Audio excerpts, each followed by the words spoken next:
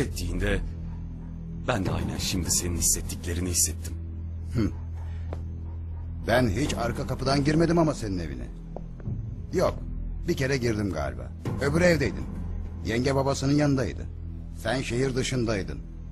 Evet, şöyle bir dolandım. Hoş geldin. Otur.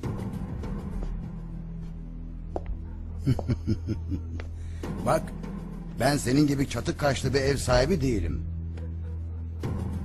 Parayı getirdin mi? Önce konuşalım. Sana söyledim, konuşacak bir şey yok.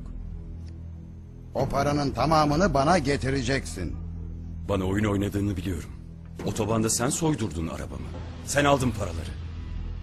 Beni elinin altında tutabilmek için sen yaptırdın. Bana bak.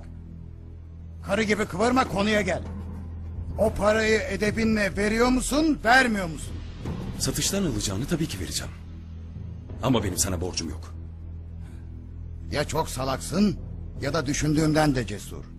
İki karını, çocuklarını, aileni hiç düşünmüyorsun, belli oldu. Aileme bir zarar verirsen seni öldürürüm.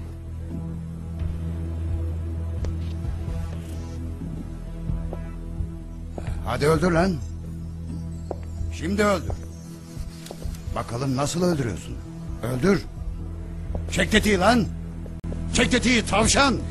Öldür hadi.